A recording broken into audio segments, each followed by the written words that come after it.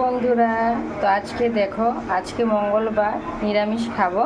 তো কি রান্না করছি এখানে দেখুন। আমি কিন্তু কাঁঠাল সেদ্ধ করে নুন হলুদ দিয়ে ভাজা করে নিয়েছি। আর এখানে দেখুন ছোলার ডাল ভিজিয়ে পেস্ট করে নিয়েছি, লঙ্কা হলুদ গুঁড়ো আর কালো জিরে অল্প দিয়ে এটা দিয়ে বড়া করবো, ওই তরকারিতে ঢালবো। আর এখানে দেখুন আলু ফাঁপিয়ে নিয়েছি, এটা কিন্তু 2টা তরকারিতে যাবে। আমাদের ঘরে আলু প্রচুর কম খাওয়া পড়ে। আর এই যে পনির বানাবো, দেখুন পনির কেটে রেখে দিলাম, এবং এই পটল দিয়ে আলু দিয়ে পনিরের তরকারি করব। আর ছোলার ডালের বড়া দিয়ে কাঁঠাল দিয়ে আলু দিয়ে একটা তরকারি করব। আর এখানে দেখুন অনেকটা ছানাও রয়ে গেছে, এটা দিয়েও বড়া করব। তো আপনারা ভিডিওতে থাকুন, আমি দেখাচ্ছি আপনাদেরকে। তো বন্ধুরা দেখুন, এখানে কিন্তু আমি পটলটাকে ভাজা করে নিচ্ছি। আর অনেকগুলো ডালের বড়া কিন্তু আমি করে নিয়েছি। আর যেহেতু আমি সকাল সকাল রান্না করে নিই, এই দেখুন সকালে আমার ঘরে রুটি হয় প্রতিদিন, অন্য কিছু কেউ খায় না, ভাতটা মোটামুটি খাওয়া চলে না। তো এখানে কিন্তু আমি দেখুন রুটিও বানিয়ে নিচ্ছি। তো কার কার ঘরে সকালে ভাত খায় বা রুটি খায় অবশ্যই কমেন্ট করে জানাবেন। এই দেখুন আমার রুটিটাও হয়ে গেছে, আর রান্নাটা এখন আমি করতে চাই। বন্ধুরা এখানে দেখুন সরষের তেল দিয়ে দিয়েছি, তেলটা গরম হয়ে গেছে। এখানে আছে শুকনো লঙ্কা, কয়েকটা এলাচ আর দারচিনি। এখানে কিন্তু আমি কাঁঠালের তরকারির জন্য ফোড়ন দিয়ে দেবো। আর এখানে দেখুন আমি কিন্তু পনিরটা ফ্রাই বসিয়ে দিয়েছি।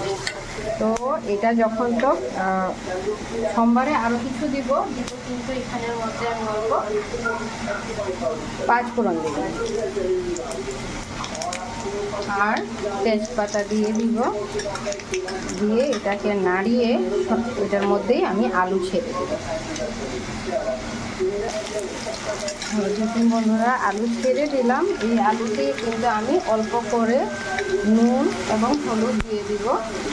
আর এটার মধ্যে আমি আলাদা করে কিন্তু ভাজা করি না, এটার মধ্যেই আমি আলুটাকে ভাজা করে নিব। অবশ্যই আমি কিন্তু যে তরকারিতে আলু দিই ফাটিয়ে দিই, কারণ এমনিতে খাওয়াটা আলুটা ভালোও না, আর ফাটিয়ে দিলে তরকারিটা খেতে অনেকটা স্বাদও হয়। তো এখানে আলুটা ভাজা হয়ে যাচ্ছে, তো আপনাদেরকে চলুন দেখায়। আমি কিন্তু মশলা করে নিয়েছি, এই যে দেখুন। এটাতে কিছু নয়, যেহেতু আজকে নিরামিষ খাচ্ছি। এটাতে কাঁচা লঙ্কা, টমেটো, আদা, চাইলে আপনারা কাজু বাদাম অল্প মগজদানাও দিতে পারেন, বাট আজকে কিন্তু আমি এগুলো দিই। আজকে এমনিতেই বানাবো, ওইটাই খেতে খুব টেস্টি হয়। আচ্ছা দেখুন, এটা ঢেলে দিলাম মশলাটা ভালো করে,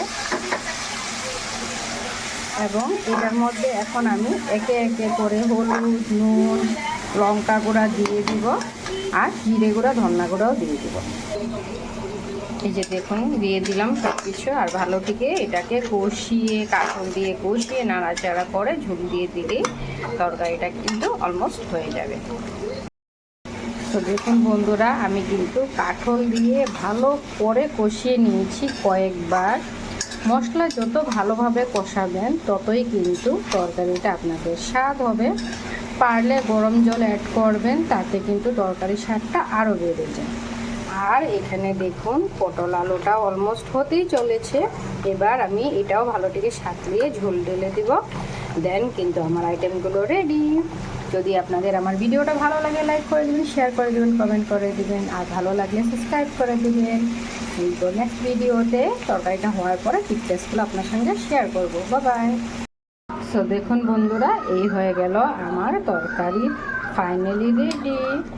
এটা কাঁঠালের তরকারি এবং এটা পনিরের তরকারি ফাইনালি রেডি হয়ে গেছে।